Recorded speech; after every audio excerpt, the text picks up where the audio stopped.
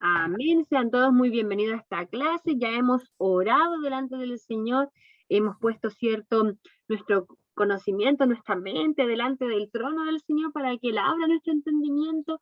Hemos puesto, cierto, nuestras ganas de aprender delante del Señor, y también a la profesora, que es muy importante, cierto, que sea guiada por el Espíritu Santo. Amén. Así que ya habiendo orado al Señor, damos inicio a esta clase. Damos la bienvenida a todos aquellos que se siguen conectando, que el Señor les bendiga. Qué orgullo poder tener, cierto, a cada uno de ustedes en este lugar. Sí, también parece también. Amén. Entonces, Introducción al Nuevo Testamento es el libro que estamos viendo. Amén.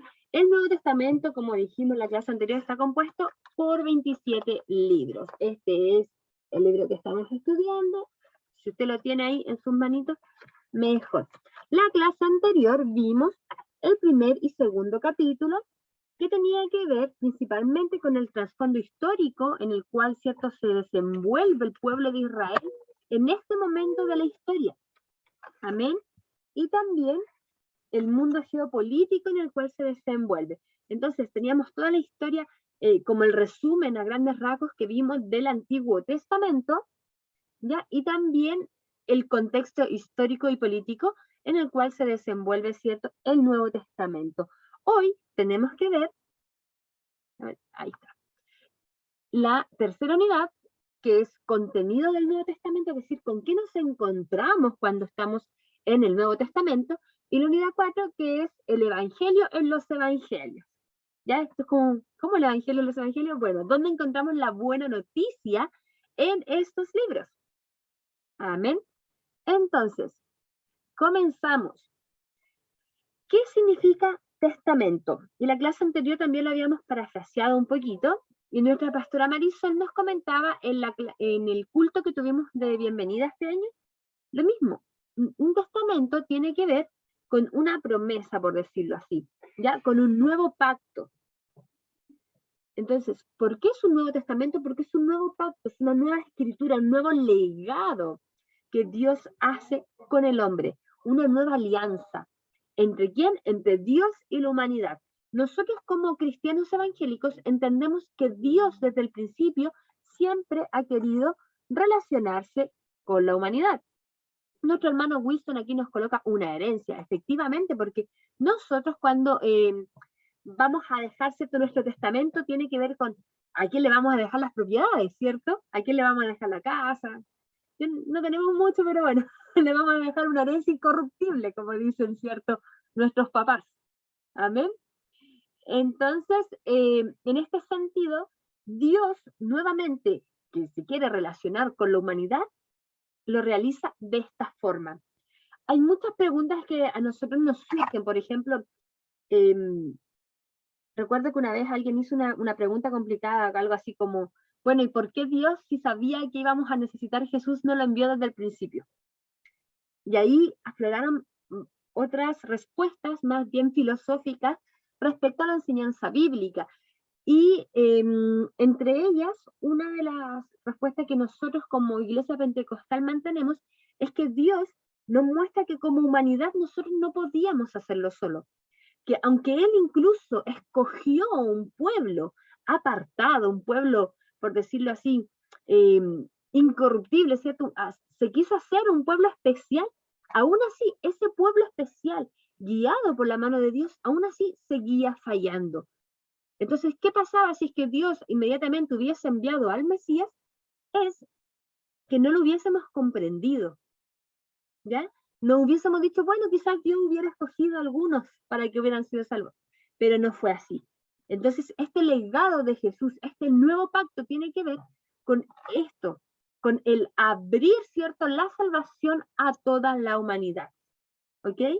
Esto no quiere decir que la salvación antes no fuera para toda la humanidad, sino que Dios enseñaba a la humanidad que a pesar de que Él se estaba haciendo un pueblo escogido, aún así nosotros seguíamos pecando, la humanidad seguía pecando, la humanidad seguía yendo a rebeliones, y esto nosotros lo podemos ver en el libro de Éxodo, donde el cierto La columna de fuego los guiaba durante la noche y la columna de nube los guiaba durante el día, y el pueblo seguía pecando, seguía en rebeldía, no creía las hazañas maravillosas del Señor, ni tenía la confianza y la fe que debiese haber tenido un pueblo que caminaba con Dios. Entonces, mis queridos hermanos, cuando a ustedes les surjan como estas preguntas más o menos difíciles de contestar, no tenga miedo en hablar con sus guías espirituales, con sus pastores, ¿ya? O también, de repente, si les surge una pregunta, yo también puedo responderla, ¿ya? No tenga miedo, sabe que mientras más preguntas a uno les surge, más se fortalece la fe. Yo siempre he pensado que gran parte de que los jóvenes se vayan de la iglesia cuando entran a la universidad tiene que ver con esto, que no saben a quién desarrollarle, ¿cierto? Hacerle estas preguntas.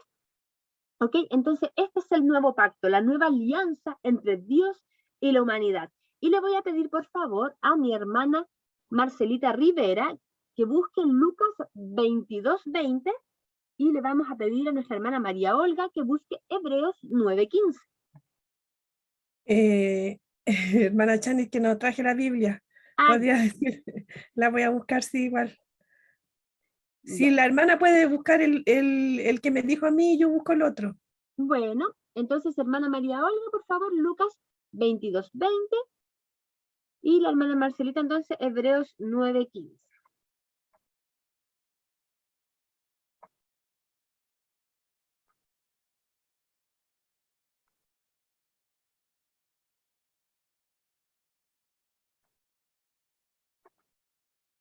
Una vez encontrando la lectura, usted habilita su micrófono nomás y nos lee.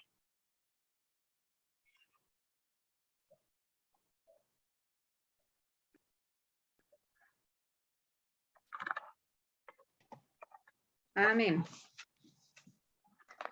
Lucas 22, versículo 20, dice en el nombre del Señor. De igual manera, después que hubo cenado, tomó la copa diciendo, esta copa es el nuevo pacto en mi sangre, que por vosotros se derrama. Amén. Amén. Entonces ahí tenemos, ¿cierto? Que Jesucristo mismo llama, ¿cierto? A esta nueva versión de relación con Dios, un nuevo pacto. Amén. Mientras nuestra hermana Marcelita le vamos a pedir también a nuestro hermano Eugenio si puede buscar 2 Corintios 3:6.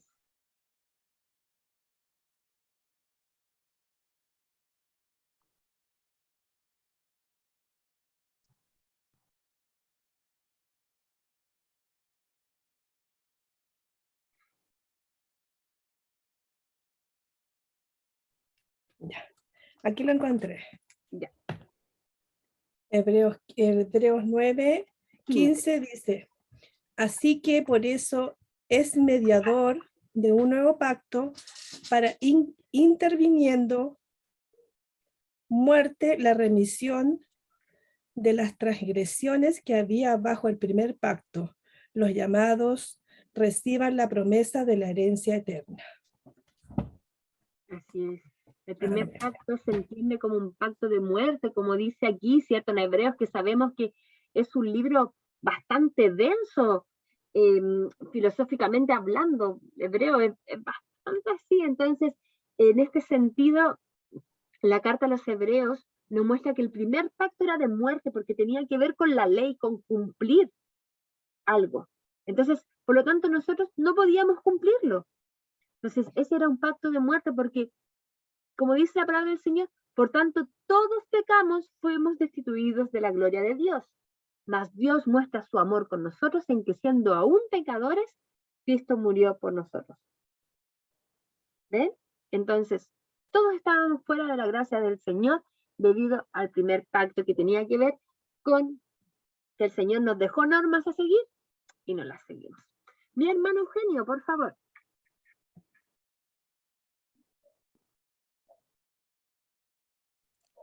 El 6, verso 6. El 2 Corintios 3, verso 6.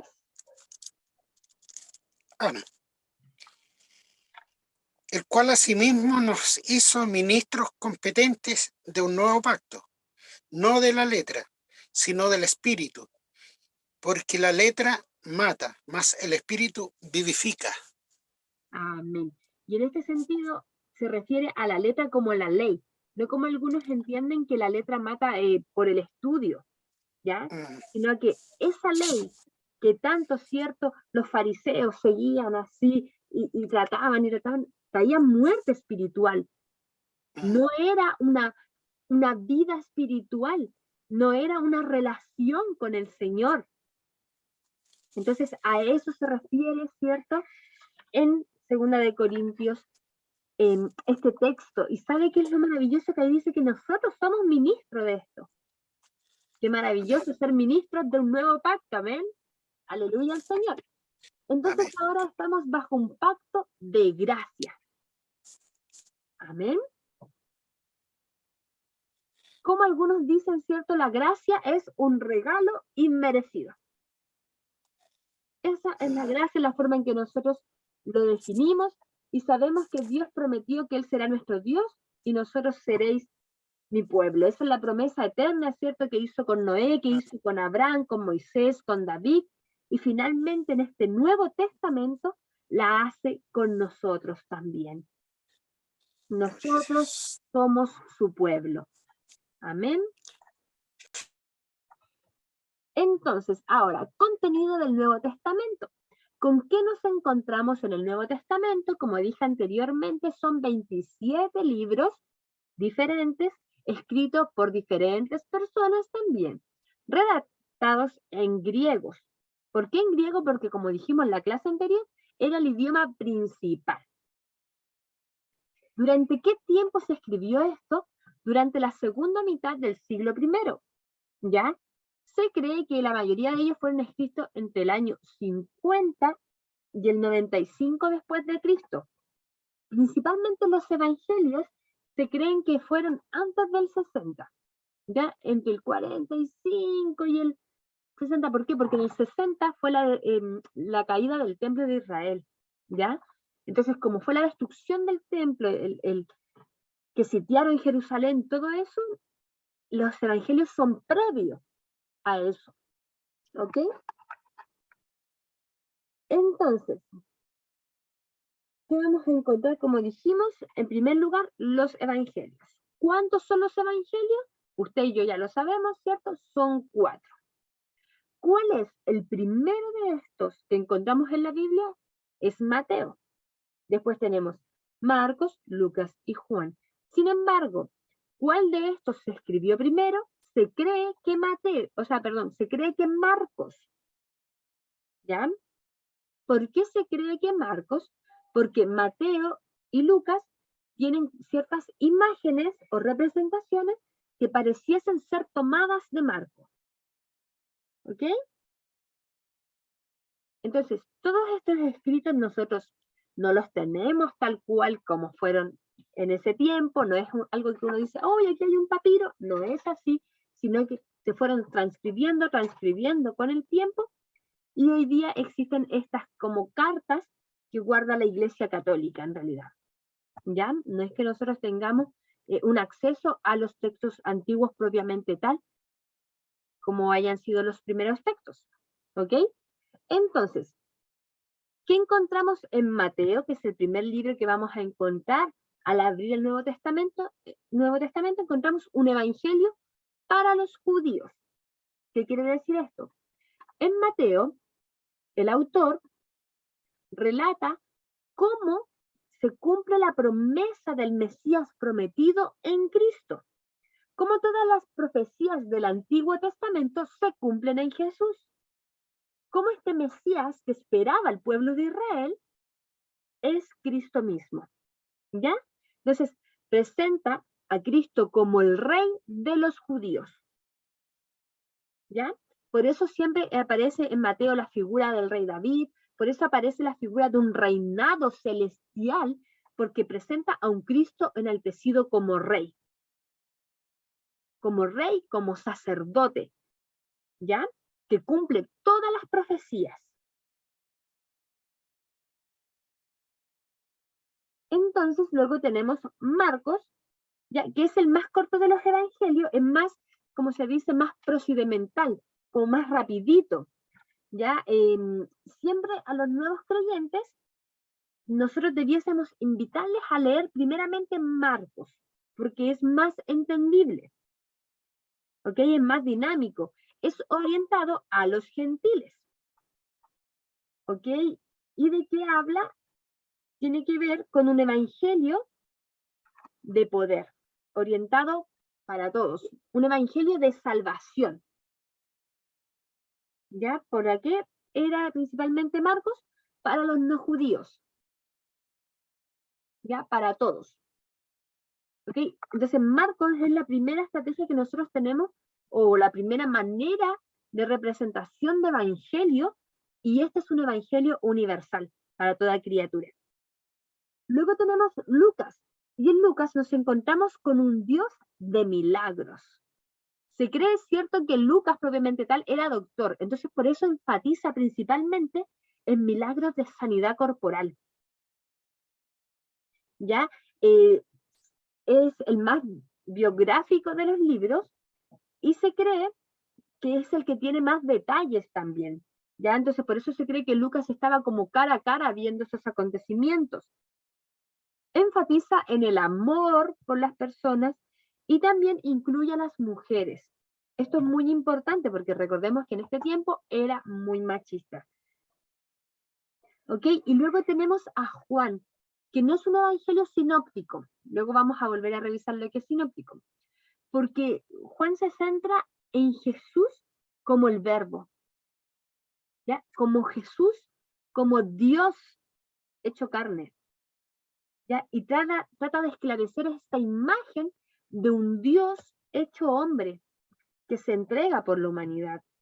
¿Ok? Entonces, no solamente ve a Jesús como el Mesías prometido, sino como a un Dios hombre. 100% hombre y 100% Dios, como decimos. Entonces, enfatiza principalmente en la deidad de Jesús. ¿Ok? Esto con los evangelios y luego vamos a volver a retomarlos. ¿Qué encontramos luego? Nos encontramos con los Hechos de los Apóstoles, que sin duda es el libro más maravilloso para mí de la palabra del Señor, porque son los acontecimientos que la iglesia del Señor anhela. ¿Cuántos de nosotros no anhelamos ese fuego del Espíritu Santo, cierto?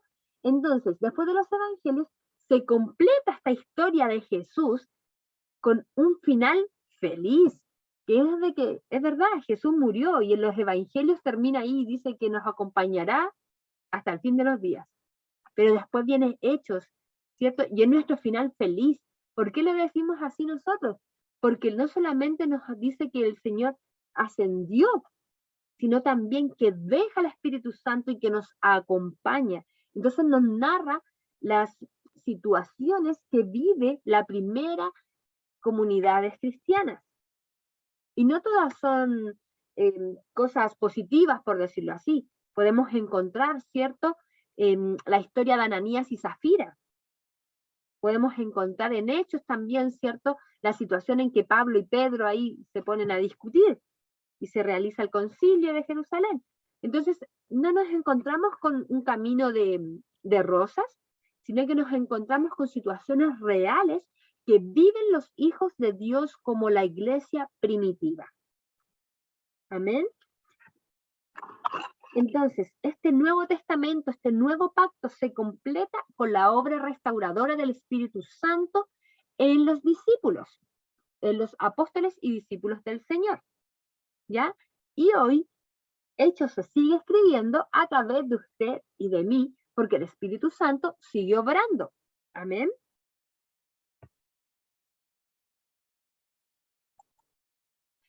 Luego tenemos las cartas o epístolas paulinas. También se le dice Corpus Paulinus. Lo tengo un poquito, le digo al tiro. Sí. El Corpus Paulinus. Ya, dentro de las cartas paulinas ahí nosotros pudiésemos andar más al interior y nos encontramos con que hay cartas tardías, cartas seudónimas, ya, pero nosotros no nos vamos a dedicar a eso porque en este sentido nosotros solamente debemos considerar que son 21 cartas en total, ¿ya? Donde 13 son de Pablo, por eso se le llaman Corpus Paulino. Incluso, ¿cómo se llama? Se me olvidó el nombre del pastor, pero hace poquito salió un libro que se llama El Evangelio según Pablo, ¿ya? ¿Por qué? Porque se cree que Pablo, si bien no escribió un evangelio propiamente tal, tiene una mirada del evangelio mucho más esclarecedora que incluso los mismos apóstoles que caminaron con Jesús. Ya recordemos que veíamos el año pasado que Pablo se retiró 3 años y tanto, ¿cierto? Al monte Sinaí para buscar respuesta del Señor, para estar en comunión completa con Dios. ¿Ya? Entonces, 13 de estas cartas son de Pablo, una que no sabemos quién es el autor, una de Santiago, 2 de Pedro, 3 de Juan y una de Judas. ¿Cuáles son las cartas de Pablo? Como había comentado anteriormente, no necesariamente Pablo la escribió de puño y mano, ¿ya? Sino que pudo haber sido la iglesia que él administraba o los líderes que él tenía a cargo. Tenemos Romanos, Primera y Segunda de Corintios, la carta a las Gálatas, Efesios, Filipenses y Colosenses. Si quisiéramos rápidamente una sinopsis de cada uno de estos textos, nos daríamos cuenta que Romanos tiene que ver principalmente con un evangelio para los romanos, ¿ya? Con un evangelio para toda esta extensión de tierra tan gigante, es decir, un evangelio para toda criatura. En Primera de Corintios es más bien una carta pastoral, donde Pablo lo que hace es centrarse en la doctrina cristiana, cómo deben comportarse las personas. ¿Por qué? Porque ahí en ese lugar, en Corinto, era un lugar muy versátil en la parte, ¿cómo decirlo?, vividora. Era un puerto, eran griegos, estaba todo lleno de pecado, entonces contaminaban las cosas de Dios con también las cosas del mundo. Ya tenemos Segunda de Corintios, que es donde Pablo los felicita porque lo han hecho bien, ¿ya? Luego tenemos la carta a los Gálatas, que tiene que ver con enseñar sobre los falsos profetas o sobre los falsos maestros, ¿ya? En la carta a las Gálatas tenemos que Pablo enseña, ¿cierto? Estos son los frutos de la carne, estos son los frutos del espíritu, ojo. Luego en los Efesios es bastante similar. En Filipenses nos damos cuenta que Pablo recomienda a esta iglesia el gozo como principal cosa que en esta carta se nota, es el gozo, el mantenerse gozoso frente a la adversidad. ¿Ya? Colosenses también es una carta pastoral para la iglesia de Colosas, que pronto va a vivir la persecución. Luego tenemos la segunda parte, ¿cierto? Como por decirlo así, del Nuevo Testamento, que es Primera y Segunda de Tesalonicenses, ¿ya? Primera y Segunda de Timoteo, Tito, Filemón, Hebreo, Santiago, Primera y Segunda de Pedro, Primera, Segunda, Tercera de Juan, Judas. ¿Ok? ¿Qué vamos a encontrarnos en Primera y Segunda de Tesalonicenses?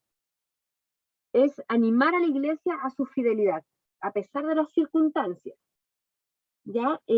Acá es muy importante que lo que Pablo, en todas sus cartas, nosotros el año pasado lo vimos en la vida de Pablo, y también en la escuela dominical, en el libro del MIA del año pasado, era muy redundante respecto a tomar cada una de las cartas de Pablo y revisarlas con los niños.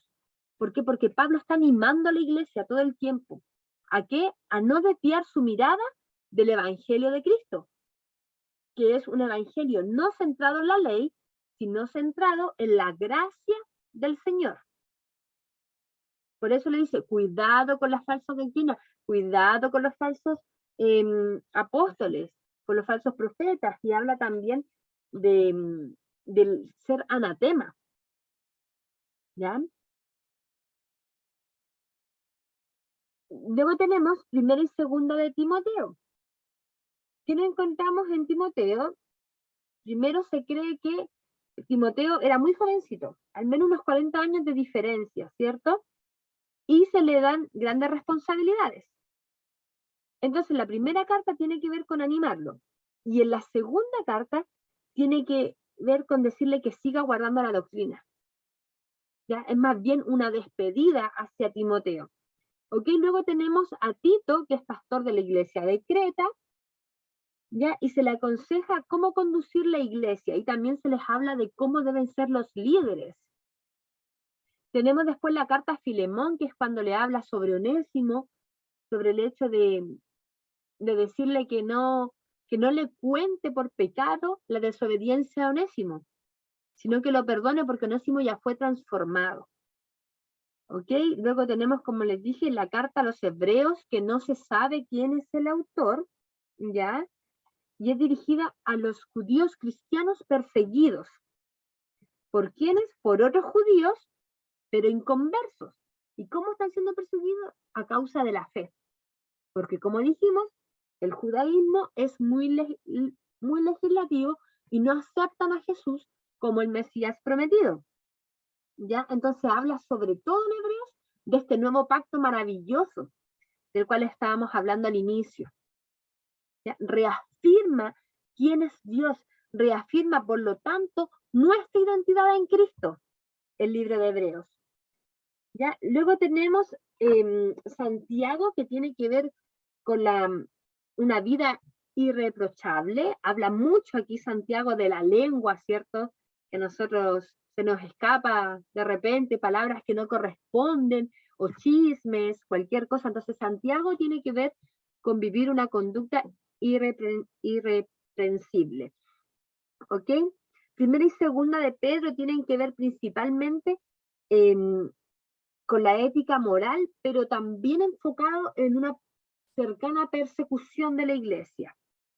Ya en segunda de Pedro, al igual que en segunda de Juan, también se advierte sobre estos falsos profetas o sobre estos falsos maestros. ¿Sabe que usted que para cada falsa doctrina existe un falso pastor? Entonces, cuando dicen, no sé, que la tierra es plana, existe gente que cree que la tierra es plana y existen líderes que dicen que la tierra es plana. Si hay personas que dicen que, no sé, que el cielo se está cayendo a pedazos, van a haber seguidores para decir que el cielo se está cayendo a pedazos, y van a haber líderes para decir eso. Por eso, de toda falsa doctrina siempre va a haber un falso pastor. Por eso es importante que sobre el pastorado que usted esté mirando, esté dirigiéndole, el Espíritu Santo sea su primer pastor. Por eso decimos, Jehová es mi pastor y nada me faltará. Esa tiene que ser siempre su confianza, no mirar al hombre, sino que mirar a Cristo. ¿Ya?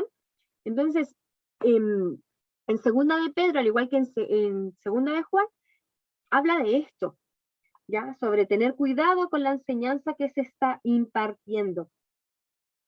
Primera de Juan es escrita a los cristianos que están confundidos por una falsa enseñanza, ¿ya?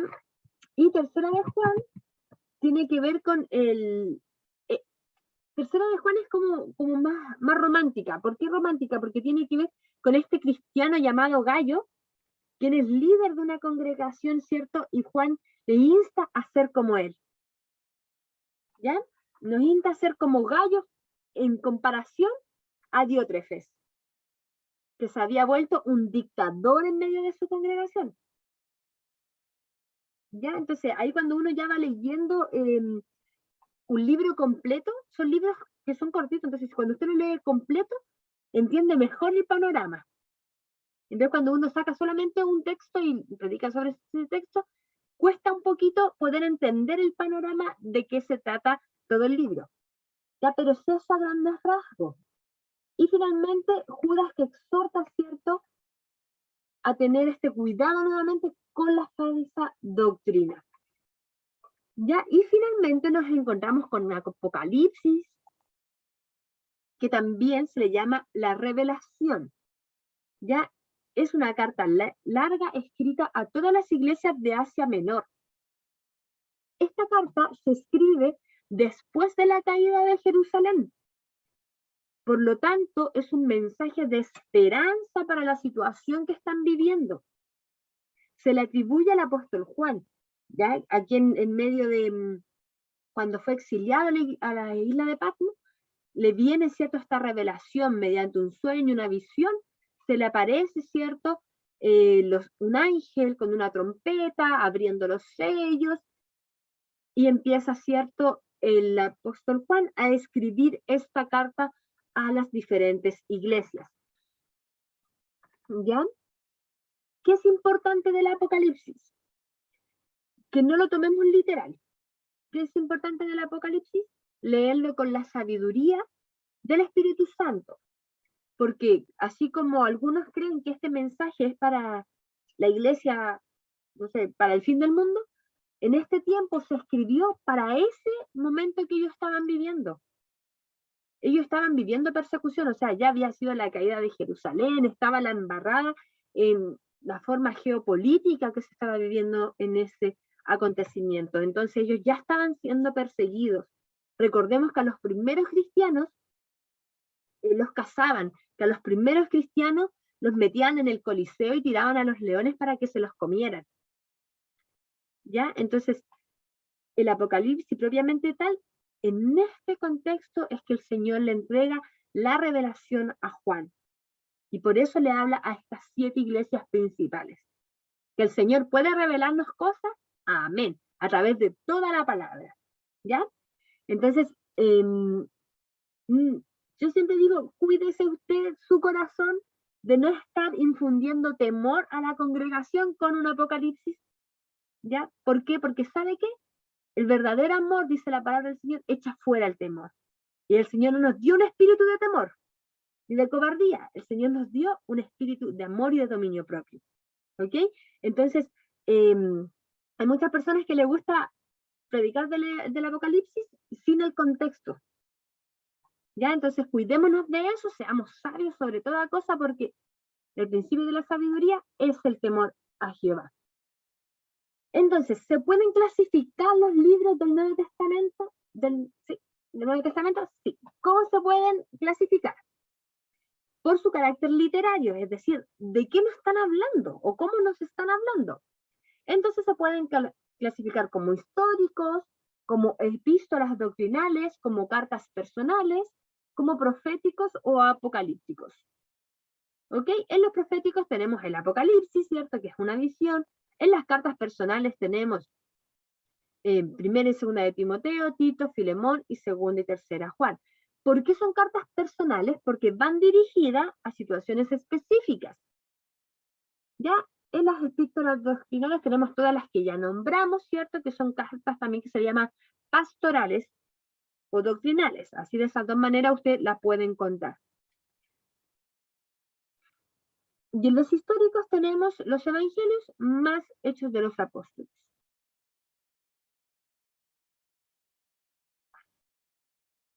Ya entonces podemos clasificarlo según su carácter literario. También se puede clasificar según los autores, ¿ya? ¿Por qué? Porque hay algunos que se repiten, que es el Corpus Paulino, ¿cierto? Pablo escribió alrededor de 13 cartas.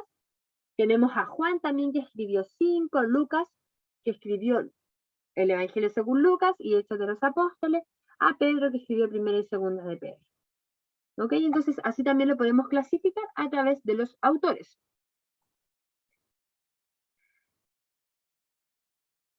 Podemos clasificarlos también por los periodos en los que estos se escriben, ¿ya?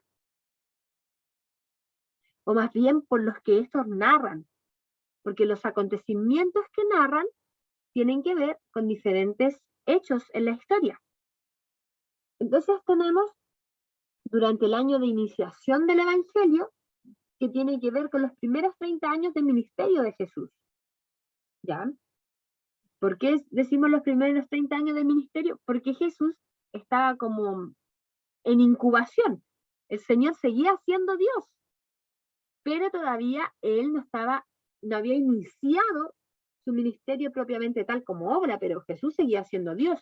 Si no, no lo hubiese dicho cuando tenía 12 años a María, en los negocios de mi padre me conviene estar. ¿Ya? Entonces, ¿por qué Jesús se inicia a los 30 años?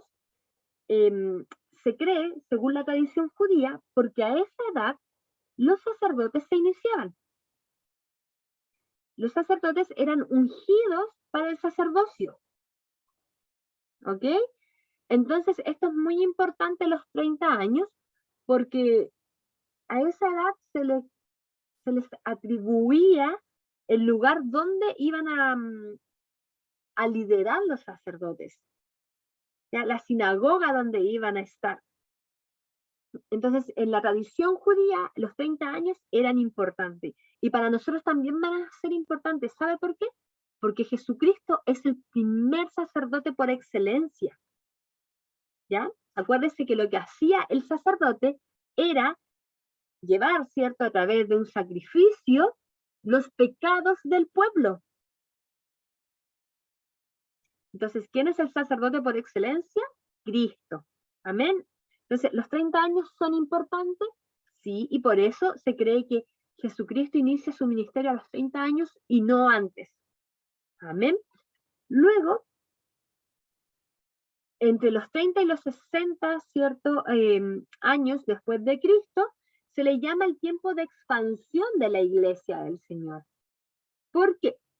Porque aquí están los discípulos, donde el Señor, ¿cierto?, los mandó a predicar de 2 en 2. Después tenemos en Hecho que ocurre el Pentecostés y todos comienzan a hablar en lenguas de los diferentes países, de las diferentes personas que estaban en ese lugar. Y tenemos también las misiones de Pablo, donde él comienza a predicar a otros lugares junto a Bernabé, ¿ya? Y también junto a las diferentes personas que comenzaron a expandir el Evangelio. Por ejemplo, cuentan también que Tomás, que era el incrédulo, ¿cierto? ¿Se acuerdan de Tomás? El que dijo, yo no creo a menos que meta el dedo en la llaga del Señor. Se cree que Tomás fue a evangelizar toda la parte de Asia Mayor, hacia la India, China, toda esa parte que en este tiempo era muy, muy politeísta y también muy, ¿cómo decirlo?, muy apegada a sus costumbres. ¿Ya? Recordemos que si ahora los chinos y los indios son así, imagínense en la antigüedad, cómo eran de cuidadosos de sus costumbres, de su cultura. ¿Ya? Entonces se cree que él, según los escritos apócrifos, él va a predicar a ese lugar donde más incredulidad hay. ¿Ven? Entonces, este es el tiempo de expansión de la iglesia. ¿Por qué hasta el 60 después de Cristo? Porque después del 60 viene, ¿cierto?, la destrucción de Jerusalén, ya la caída del templo de Jerusalén, pero este es el tiempo de consolidación. ¿Por qué? Porque la fe de estos hermanos se ve probada. La fe de estos hermanos se ve terremoteada. Y entonces ellos empiezan a expandir en silencio, en cuevas, de diferentes maneras el Evangelio, pero ya no a alta voz, o no como lo hacía Pablo entrando, ¿cierto?, a la sinagoga de los judíos y expandiendo el mensaje en medio, como una predicación al aire libre.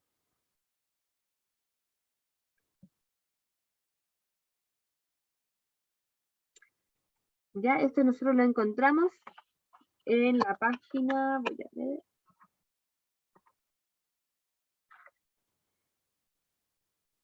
Vamos a tener la página. Sí, aquí está, la página 39 del libro.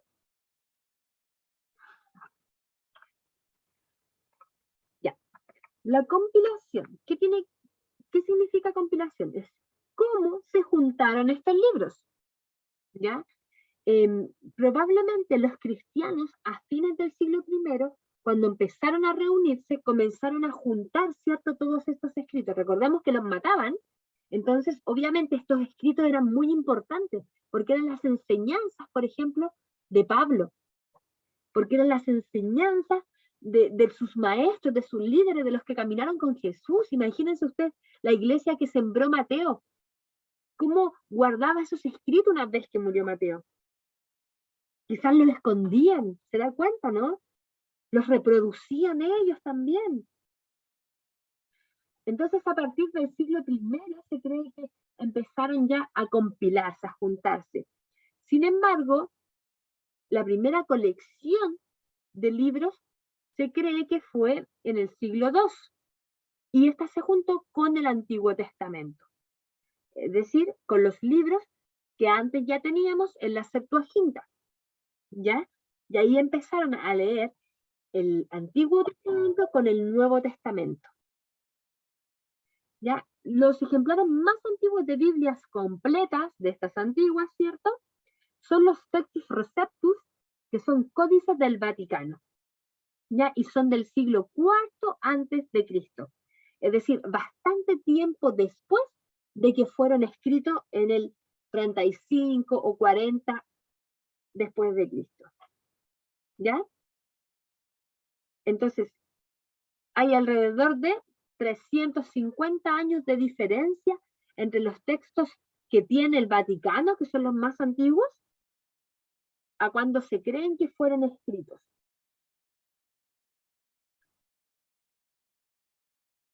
¿Ya? Ahora, ¿qué tenemos nosotros en nuestra Biblia? Tenemos una traducción realizada, ¿cierto? Generalmente nosotros leemos la Reina Valera, ¿cierto? Una traducción, ya, una manera de escribir la palabra de Dios al castellano. Nosotros que tenemos la Reina Valera 1960, la verdad es que está bastante descontextualizada a lo que es nuestro lenguaje. Por eso hoy en día existe la nueva versión viviente, la nueva versión internacional, la Reina Valera actualizada, porque tiene el lenguaje, mis queridos hermanos, va transmutando con el tiempo. ¿Ya? Lo que antes significaba una cosa, con el tiempo ya no va significando lo mismo. Entonces, como la palabra de Dios, como la Biblia propiamente tal, es un escrito literario, necesita ir siendo transformado. ¿Ok?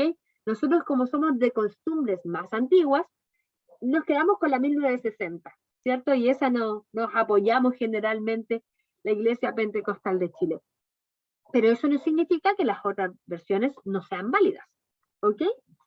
Entonces, la Biblia se puede dividir también en secciones. Por ejemplo, los griegos lo hicieron en el año 250 después de Cristo, por un sistema de divisiones.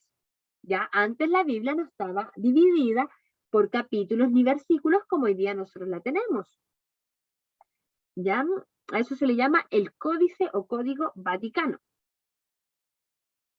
Actualmente tenemos la división de la Biblia en capítulos, ¿cierto? Esto ocurrió en el año 1200 recién, 1206. ¿Quién lo realizó? Esteban Langston, un profesor de la Universidad de París, ya luego de que el arzobispo dividió la Biblia según las diferentes historias que existían. Entonces, oh, mira, creo que esta historia va primero, creo que esta historia, ¿se da cuenta? Luego tenemos en versículos. Ya también esto ocurrió en Francia. Lo hicieron en versículos, ¿para qué? Para que también, ¿cierto?, se pueda ir leyendo de manera más práctica.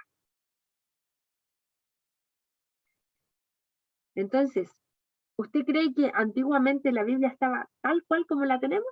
No, no es así. Ha pasado por diferentes procesos. ¿Ok? Entonces, ¿cómo podemos resumir a grandes rasgos el Nuevo Testamento? Los evangelios, que son la historia de Jesús y todo lo que el Señor vino a hacer al transformar la tierra, ¿cierto?, con su amor. Los hechos de los apóstoles, que son el Espíritu Santo obrando, ¿cierto?, vivamente en el pueblo del Señor, en la primera iglesia. Luego las cartas de Pablo, ¿cierto?, que son cartas pastorales y personales para que las comunidades cristianas pudieran mantener su fe ardiente. Por algo le dice a Timoteo, ¿cierto?, te encarezco que avives el fuego del don de Dios que está en ti. Tenemos la carta a los hebreos, que representa a Jesús como el único y eterno sacerdote. Amén. Y como leía, ¿cierto?, delante nuestro hermano Eugenio, nosotros también somos ministros de este sacerdocio santo. Tenemos las cartas universales, ¿cierto? Que son estas cartas que nos sirven para todo. A los Corintios, a las Gálatas, ¿cierto? Las cartas de Juan, las cartas de Santiago y finalmente el Apocalipsis que nos brinda, ¿cierto? Esta esperanza. Nosotros creemos en un cielo más allá de esta tierra, ¿cierto? En una Jerusalén con calles de oro y mar de cristal. Nosotros profesamos eso como Iglesia Pentecostal de Chile. Nosotros le decimos a la gente cuando predicamos en la calle, pero sabe que hay una esperanza viva, una esperanza eterna. Un cielo nuevo y una tierra nueva. ¿Y eso de dónde nosotros lo sacamos? Lo sacamos del Apocalipsis y también de toda esta cosmovisión judío-cristiana. ¿Ya? ¿Por qué lo tomamos como judío-cristiano? Porque en el Apocalipsis nos reafirma aquello que creían los judíos, una tierra nueva y un cielo nuevo. Recuérdense que el pueblo de Israel siempre estuvo en disputa por su tierra. Por lo tanto, este discurso de una tierra nueva, una tierra que sea propiedad para los hijos de Dios, es un discurso que viene de ahí también. ¿Ya? Así que, por lo tanto, este reinado de Jesús es un reinado eterno junto a los creyentes en una nueva tierra, en una tierra celestial. ¿Ya? Entonces, hasta ahí el capítulo 3. ¿Ok? Como usted puede darse cuenta, mucho de esto usted ya lo sabía, solamente hay que ir ordenándolo, ¿cierto? Para que nos quede como más procesada la información. Pero gran parte de esto, usted lo ha escuchado en predicaciones, usted ya lo sabe ya. Solamente a veces nos falta como ir ordenando nuestras ideas, ¿cierto? Como cuando uno ordena la ropa. Esto en el cajón de las poleras, esto en el cajón de los pantalones, esto en el cajón de los calcetines. ¿Ya? Para no tener un revoltijo de toda la enseñanza que tenemos. Entonces, continuamos. Cuarta unidad y la última. El Evangelio en los Evangelios. El Evangelio, como dijimos cierto el año pasado cuando estudiábamos evangelismo, viene de la palabra Evangelium, que significa buenas noticias. Es decir, mensajes. ¿Ya? Entonces, por lo tanto, el tiempo se ha cumplido y el reino de Dios se ha acercado. Arrepentíos y creer en el Señor, nos dice Marcos 1:23.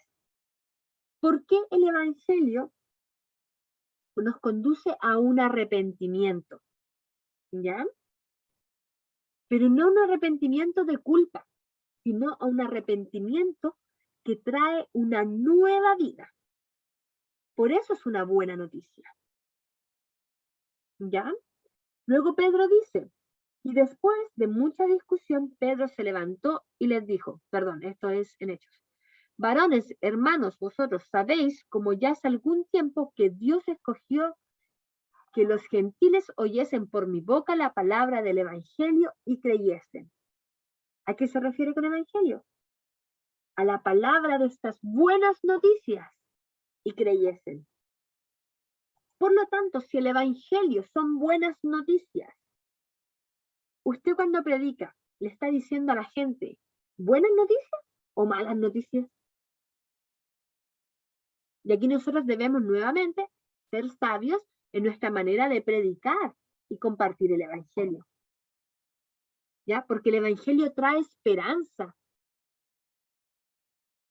Entonces nosotros podemos leer, ¿cierto?, la predicación de Pedro, que Pedro lo que hace es comenzar desde Abraham y cita toda la escritura y va citando todo, hasta llegar a Jesucristo como real sacerdote, como real cordero de Dios que quita los pecados del mundo.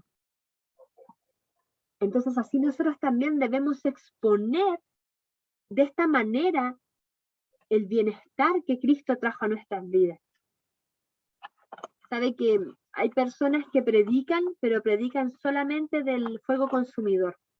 Y eso es peligroso. ¿Sabe por qué? Porque eso no es evangelio. Usted tiene que predicar, cuando predique, la esperanza viva que es Jesucristo. Amén. Entonces, cuando nosotros vamos a predicar, Claro que tenemos que hablar de que el pecado, ¿cierto?, nos lleva a la muerte, porque dice la palabra del Señor, por cuanto todos pecamos fuimos destituidos de la gloria de Dios. No nos merecíamos esto, pero su gracia sobreabunda y eso es maravilloso. Entonces, por lo tanto, nosotros vamos a predicar buenas noticias. El Evangelio, como los hechos básicos de la muerte, sepultura y resurrección de Cristo, lo vamos a encontrar, ¿cierto?, en los Evangelios, propiamente tal. ¿Por qué era importante que Jesús muriera? ¿Por qué era importante que fuera sepultado y que haya resucitado? Porque Jesús venció a la muerte. ¿Ya? Algunas doctrinas hablan, ¿cierto?, de esto de la llave del infierno y que el Señor le arrebató las llaves del infierno al diablo y que por eso nosotros ahora tenemos libertad en el Señor, ¿cierto? Y que el Señor tiene el control de todo. Pero ¿sabe qué? Dios siempre ha tenido el control de todo y eso lo podemos leer en el libro de Joel. O sea, perdón, en el libro de... se me fue, que es el más antiguo. Oh, ya. ¿Cómo se llama este hombre que le dio lepra y perdió todo? De Joel. Job. Job, ahí está, ¿ves? Se me había perdido. Ya, de Job. Nosotros en el libro de Job lo encontramos, ¿cierto? Que el diablo se está paseando, está el Señor con todos sus ángeles alrededor. ¿Y quién tiene el control de esa situación? Dios, pues. No la tiene el diablo. ¿Se da cuenta?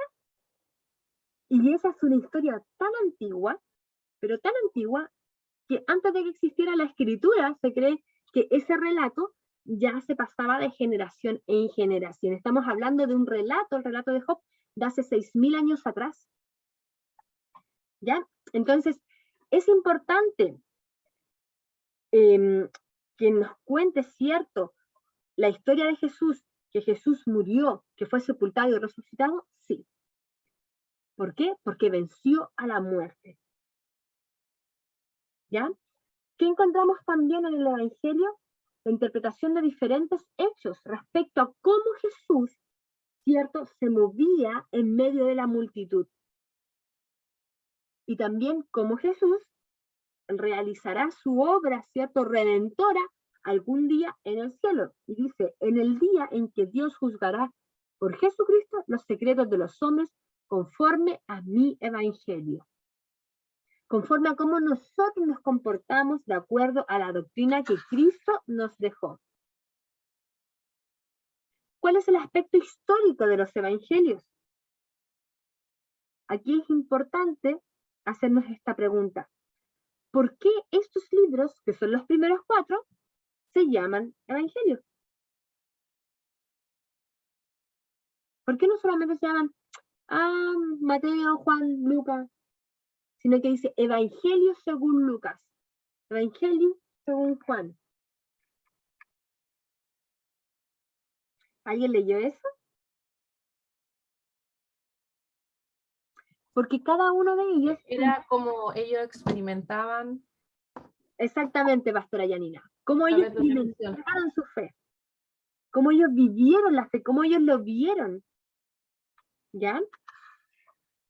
Entonces, si yo le pudiera hacer una pregunta a usted, ¿cómo escribiría Evangelio según Eugenio? Evangelio según María Olga, Evangelio según hermanita Marcela, y así cada uno de nosotros. ¿Cuáles serían esas grandezas, esas proezas que les contaríamos al mundo? ¿Se da cuenta? Entonces, por lo tanto, ellos escribieron esto y, claro, tenían diferentes formas, como lo dijimos anterior, de contar las vivencias que tuvieron con el Señor. ¿Ya? Entonces, aquí la Iglesia Católica les llama a estas personas San Mateo, San Juan, San. ¿Por qué? Porque no eran laicos normales. Por eso nosotros en alguna Biblia encontramos San Mateo, San Juan, San Lucas, sino porque ellos tenían una revelación especial. ¿Ok? Entonces, cuando usted se pregunte por qué dice San Mateo si nosotros no creemos en los santos, tiene que ver con esta doctrina de los católicos, que es cierto quiso diferenciarlo de los demás creyentes, llamándolos santos. ¿Ok?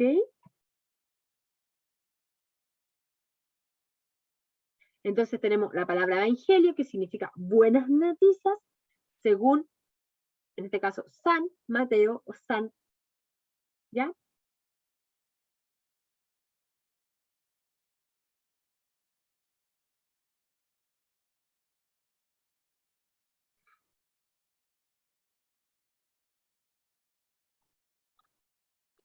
Dentro de los aspectos históricos del evangelio, nos preguntamos también, ¿cuáles son los contenidos que tienen los evangelios?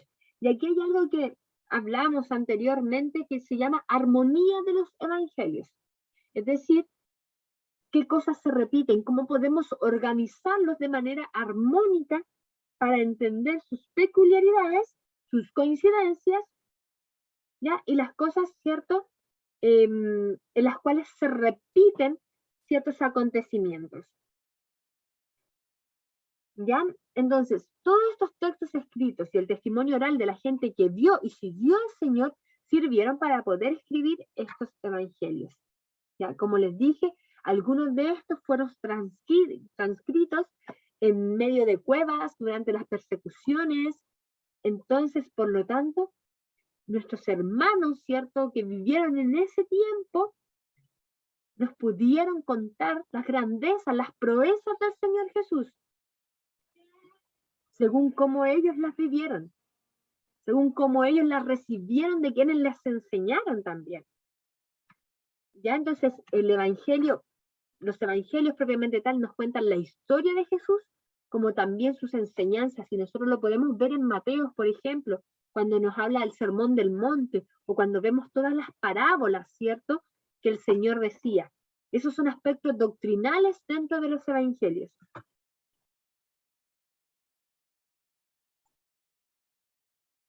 Ya les comenté lo que era la armonía de los evangelios, y aquí tenemos un resumen cronológico, ¿ya?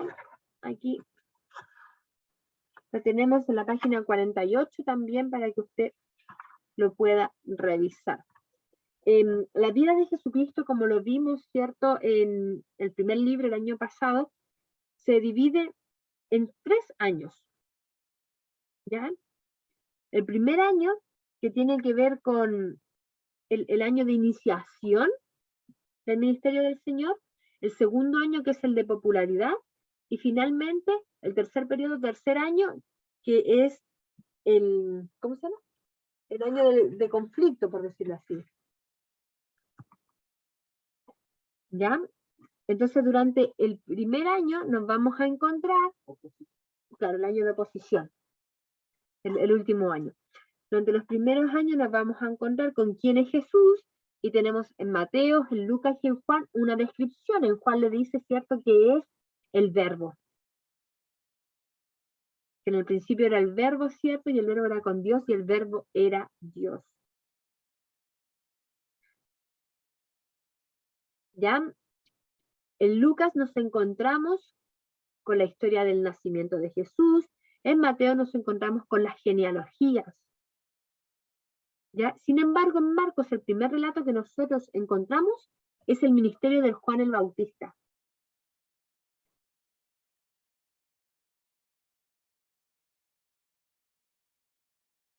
¿Ya? Entonces, todo este resumen cronológico se lo pueden encontrar en la página 48. Entonces, le vamos a llamar armonía de los evangelios a cuando encontremos relatos bíblicos que aluden a lo mismo. A eso se le llama armonía. ¿Ok? Y cuando hayan otros relatos, se les va a llamar peculiaridades. ¿Ok? Entonces tenemos en Lucas, por ejemplo, que nos habla la peculiaridad de los primeros años de Jesucristo. ¿Ya? O en Marcos, que nos habla, ¿cierto?, de Juan el Bautista. Y aquí tenemos, mire, final del ministerio de Juan y comienzo del ministerio de Cristo, principalmente en Judea. En Juan nos habla el relato, ¿cierto?, de la muerte de Juan el Bautista. Y entonces, cuando encontremos algo como solito, que solamente aparece ahí, se llama peculiaridad. Y cuando encontramos algo que sí se repite, o que sí está la misma concordancia, ya de hecho en nuestras Biblias vienen algunas con concordancia, Se le llama coincidencia o armonía.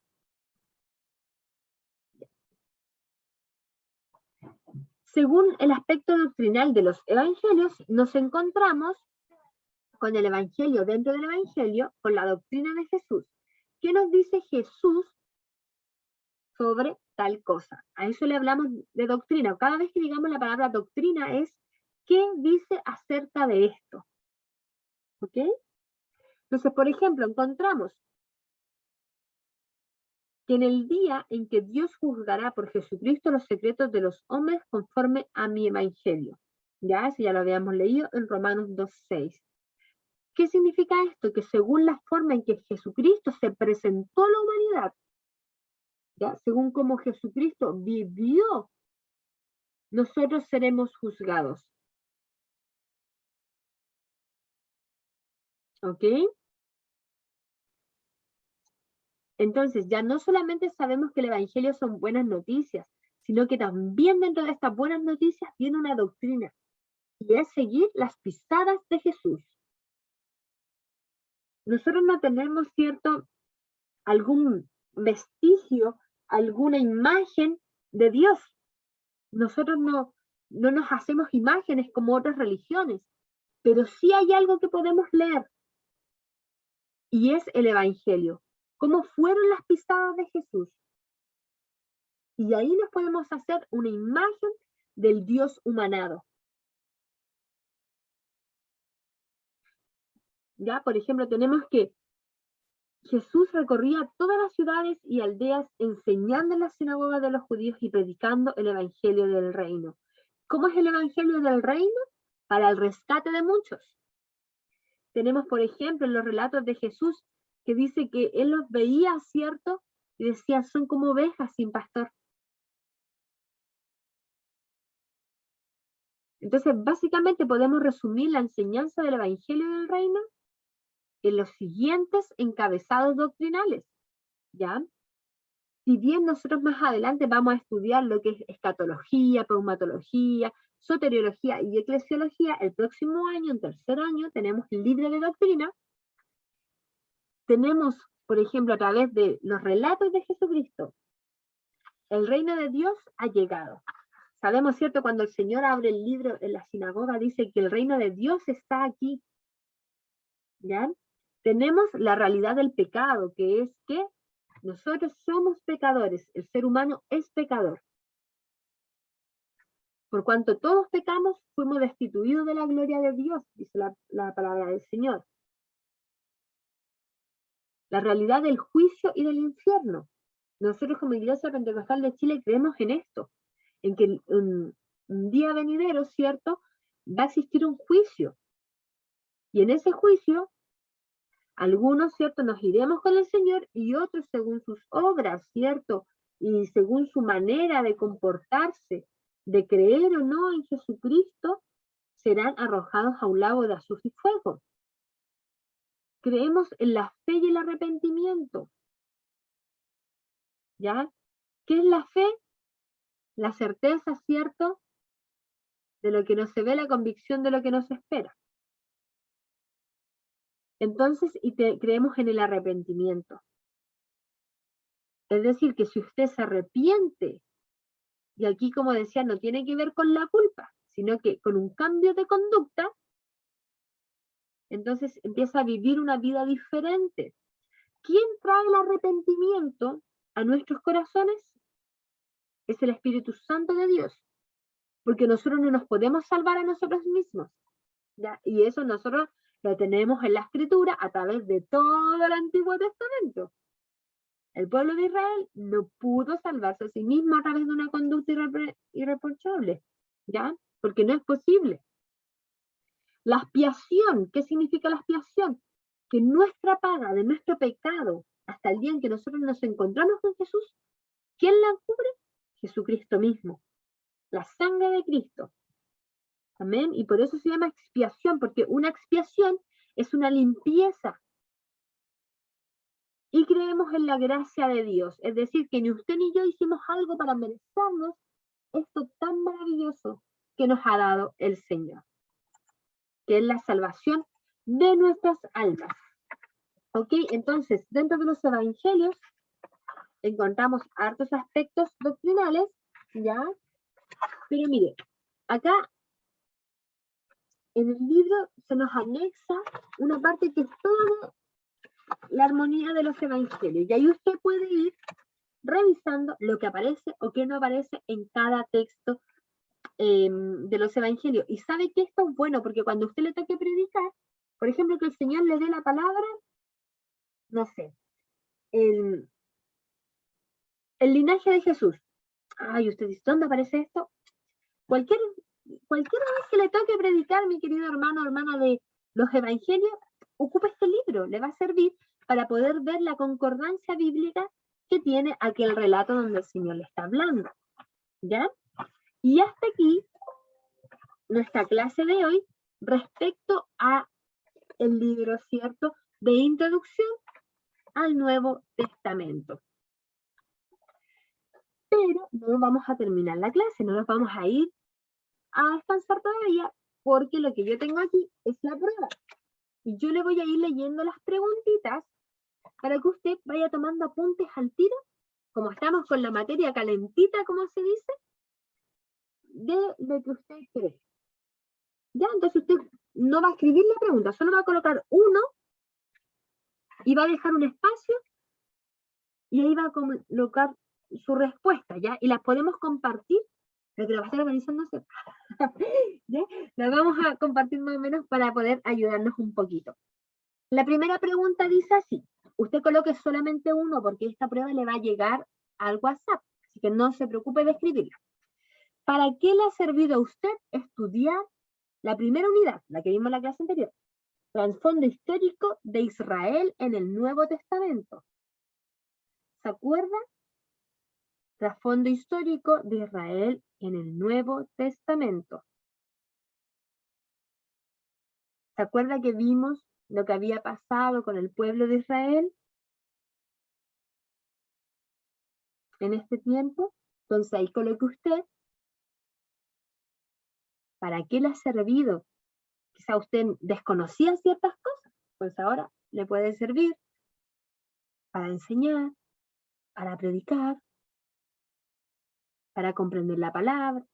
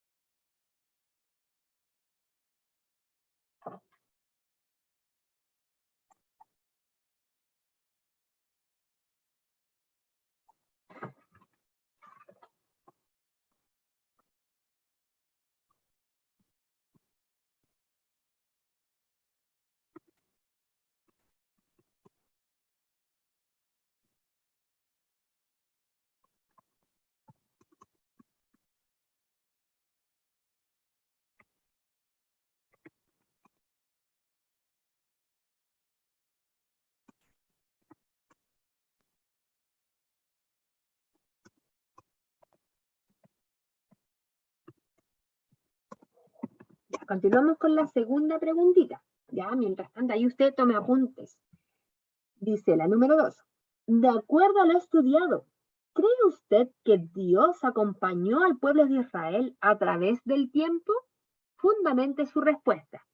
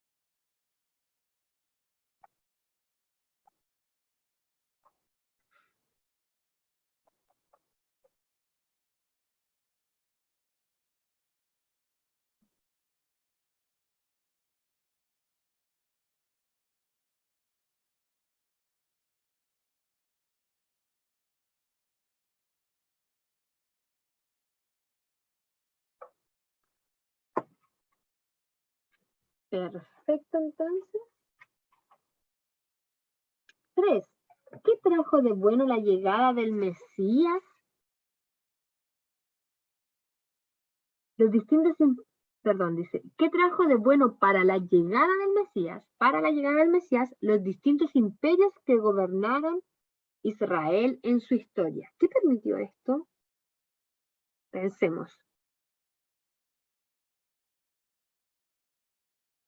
¿Se acuerdan que hablamos que cómo estaba el Imperio Romano justo en el tiempo de Jesús, que fue un momento oportuno?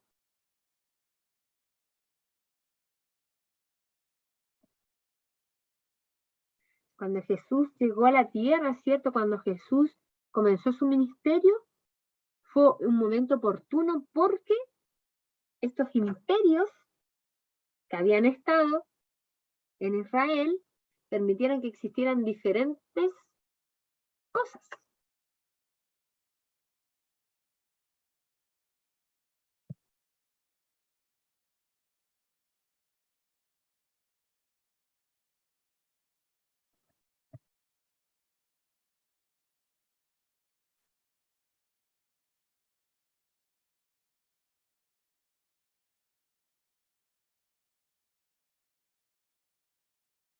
¿Me puede repetir la pregunta, por favor?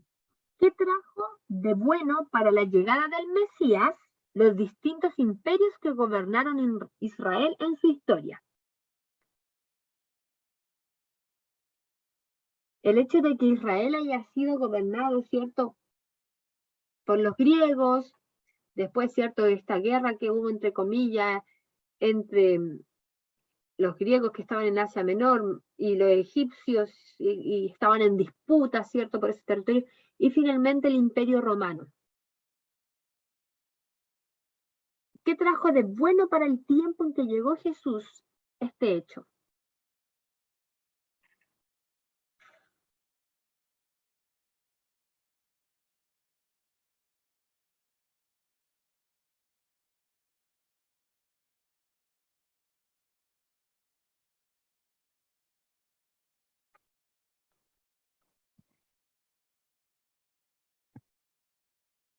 Voy a soplarles un poquito.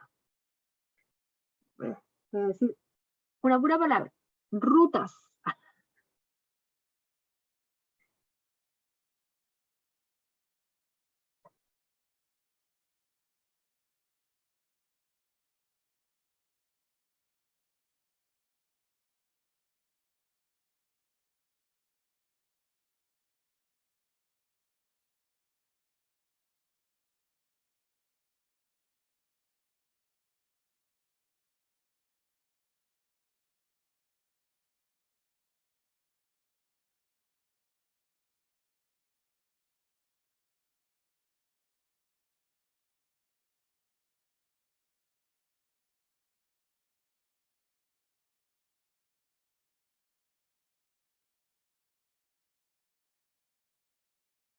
Ya.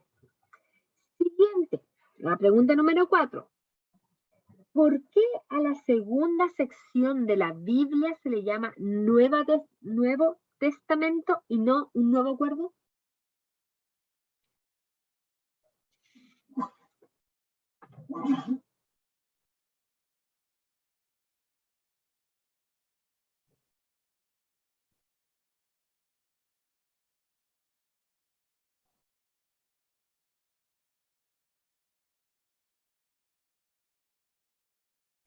Entonces, ¿por qué Nuevo Testamento y no un nuevo acuerdo?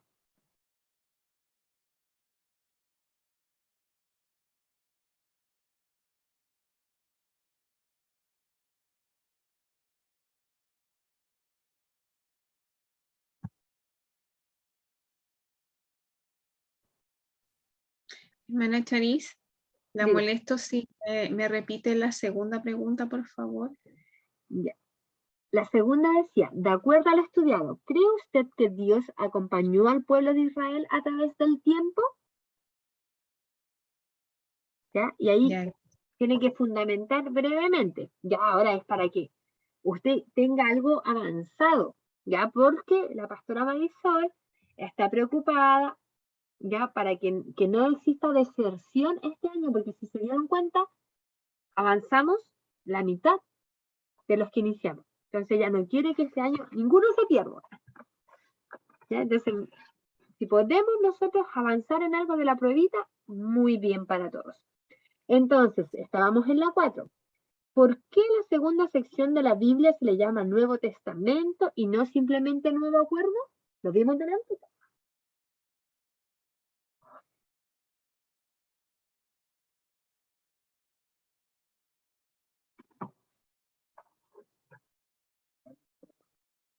Ya, sí, inmediatamente terminando, les mando la pruebita para que ahí usted se quede, ¿cierto? Estudiando y pueda avanzar. Ya, las 5. Ya, esta está entretenida. Yo voy a leer sus pruebas. Indique qué parte del Nuevo Testamento usted prefiere y explique por qué. Puede ser un libro o una sección de este libro, por ejemplo, un capítulo, un versículo, lo que a usted más le llame la atención y más le guste, ¿cierto? La parte del Nuevo Testamento que usted prefiere. Y tiene que indicar por qué.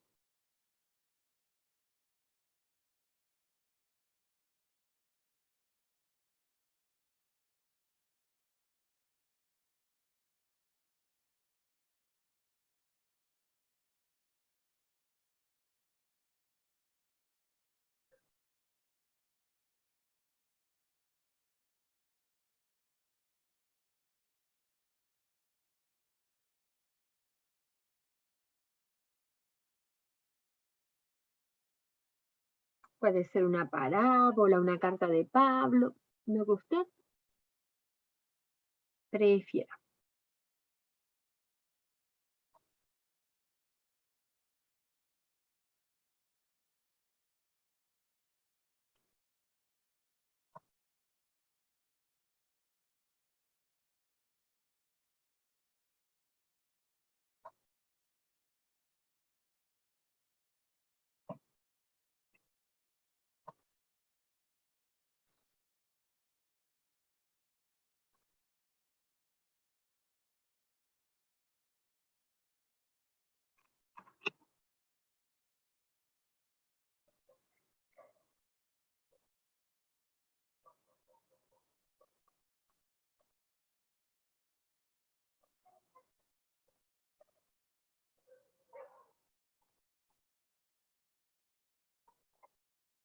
Seguimos avanzando.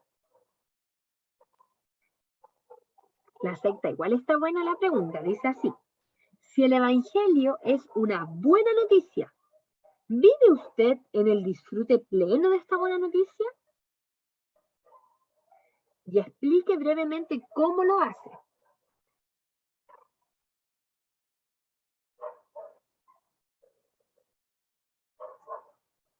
¿La puede repetir de nuevo? ¿Sí? Si el Evangelio es una buena noticia, ¿ya? ¿Vive usted en el disfrute pleno de esta buena noticia? Explique brevemente cómo lo hace.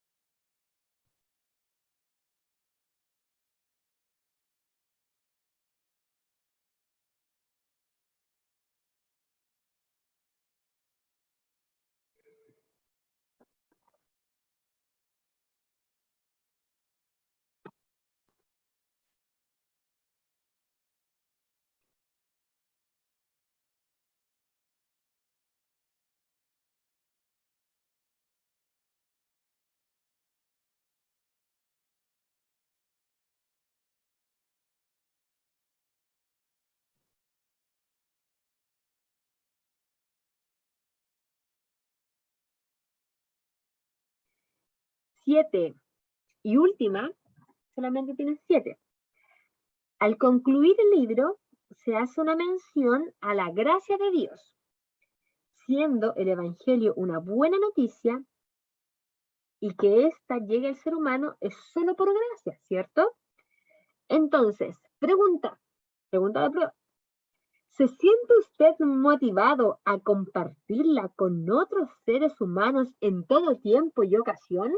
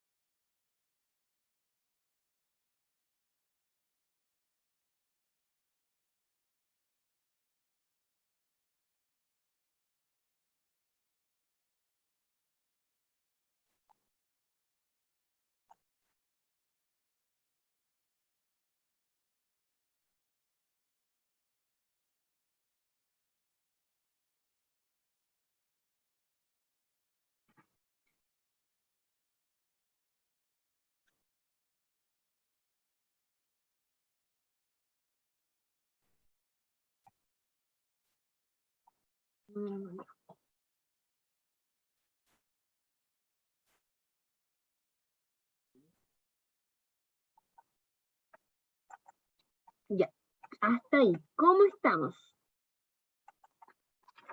¿Está difícil o estaba fácil la prueba?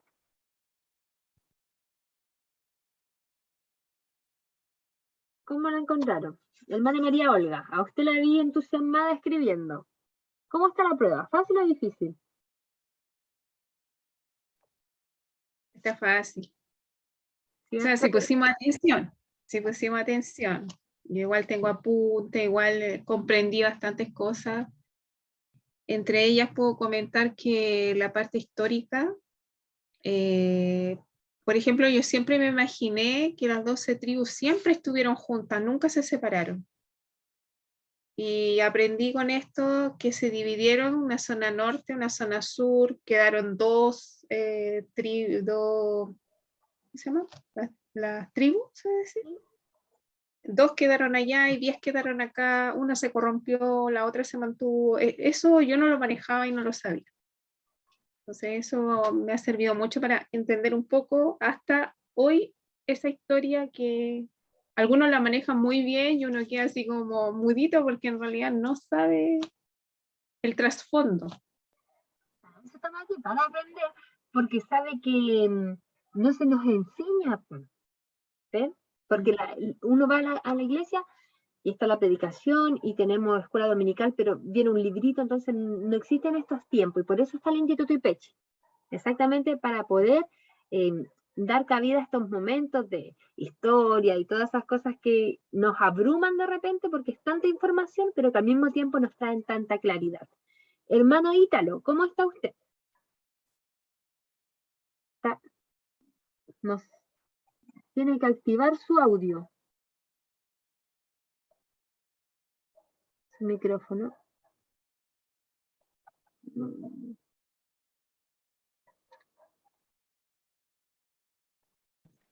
Ahí. Ahora sí. Perfecto. Ya. Bueno, bendiciones para todos. Un gusto. Soy el hermano Ítalo Gómez y Pechi Quillota. Amén. De la 5ª región. Amén. Amén. Así que la clase pasada no pude estar presente por motivos laborales. pero gracias a Dios hoy sí que pude. Y sí, en cuanto a la prueba, ya había leído algo del libro, pero ahora me quedó mucho más claro con la explicación que usted da, mi hermanita. Y bueno, también la otra vez pedí el audio de la reunión pasada, así que concuerdo con mi pastora o hermana, no sé, que recién daba su opinión. Y sí, la prueba, a pesar que no está tan difícil, ¿ya? Pero sí hay que ponerle bastante énfasis a las preguntas también. De repente no son muy claras, por lo tanto, es mucho el espectro que puede abarcar una sola pregunta. Así que tenemos que tratar de tener cuidado al responder ahí. Amén. Pero con la ayuda de Dios nos va a ir bien. La verdad es que las pruebas son para eso, son para que usted se extienda, son para reflexión, porque ve que no son alternativas, no es algo como, Claro que sí. sino que para que usted pueda desenvolverse, si esto lo que busca es que usted sea, pero un perito predicador, eso es lo que busca el Instituto Ipéchic, que usted pregone la palabra del Señor. Amén. Así es. Dudas, preguntas, hasta aquí.